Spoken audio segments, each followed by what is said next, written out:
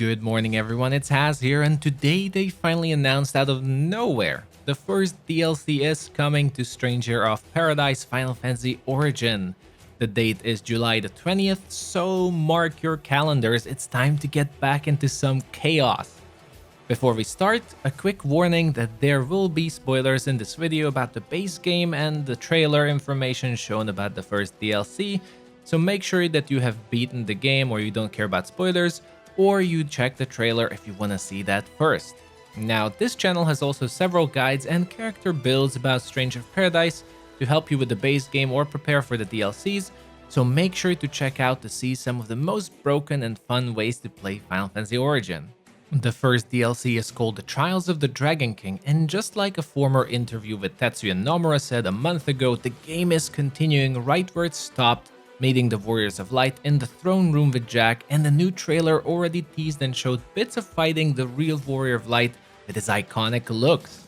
The fight looks incredible, and I'm hoping this also means we're getting a Warriors of Light and Garland armor set we can wear as a new set, as it was seriously missing from the base game, but we'll see. Please Square, please do this.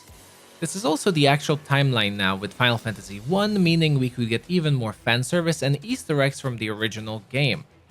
But, of course, as the title of the DLC suggests, there is also trials awaiting us with the Dragon King, and it seems we're going to fight Bahamut itself. I'm quite surprised by this, as Bahamut was mostly a peaceful quest giver in the original Final Fantasy I, but I'm sure we were all secretly hoping for this encounter, so here it is.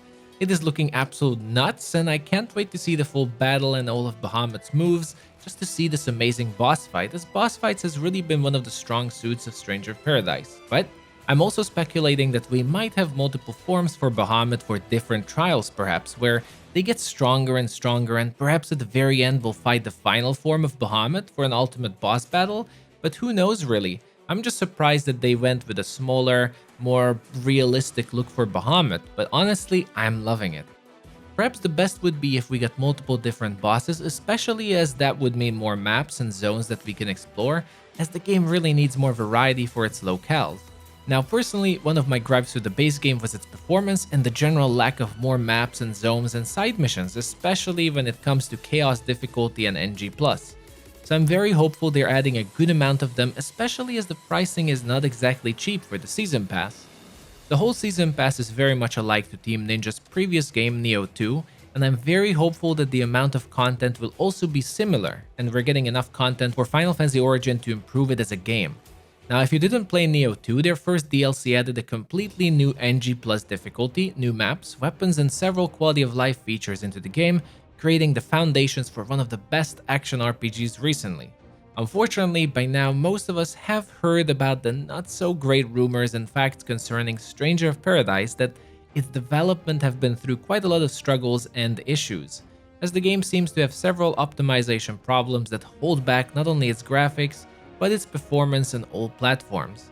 Additionally, thanks to Redditor, it was unveiled that the game files have several leftover alpha files that are just all over the place, and points at likely chance that the game might have been developed by a second team at Team Ninja, further explaining all the issues the game sadly has, which I feel is such a shame, as Stranger of Paradise is truly a fantastic game and had and still has so much potential, which is why I'm optimistic about this title. This has also been somewhat confirmed recently, as Team Ninja announced their new project they've been working on called Wulong, a Three Kingdoms themed action RPG they have been developing, coming out early 2023. That is possibly the next big title for their main development team.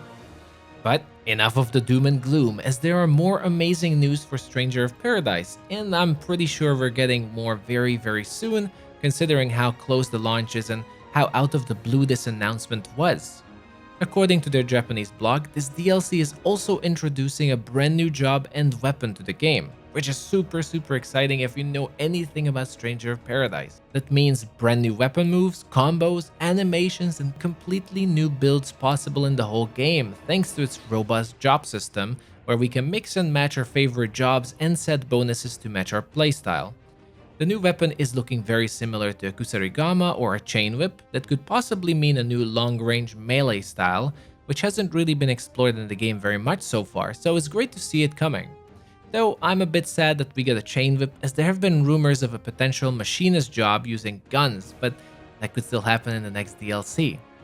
The Kusarigama in the Nioh games have been a fan favorite for many and has been really well executed, so I have no doubt it will be fun here too, especially as combat has been the strongest part of the game. And the new job, we don't really know its title yet, as it's only the Japanese side that has shown information for some weird reason, but the weapon was called a wand, while the job is, well, a wandman.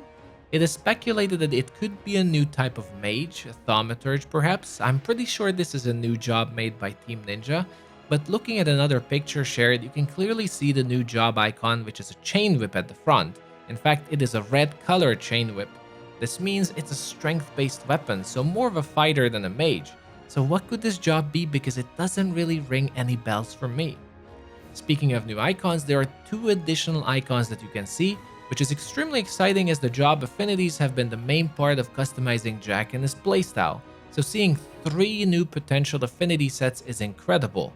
Now, the source of the 2 new affinities seems to be from a new equipment slot they're introducing in the form of accessories. From the look of it, we're getting rings added into the game, but it's still a question if it's just 1 or 2 new slots, and if the accessories also mean we're getting necklaces perhaps, but whichever it will be in the end, this still is exciting as it means new bonus abilities and special gameplay effects they can offer us to play with.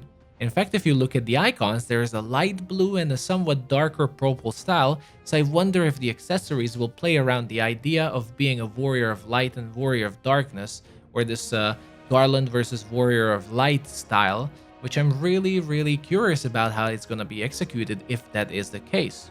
I just hope the accessories will be at least 2 new slots so we can play even more with our affinity system and go on nuts with the character builds. This also begs the question if we're getting new armor sets or weapons with the DLC, since weapons have been the source for several really cool unique abilities that we can add into our combos, so I'd personally love to see more.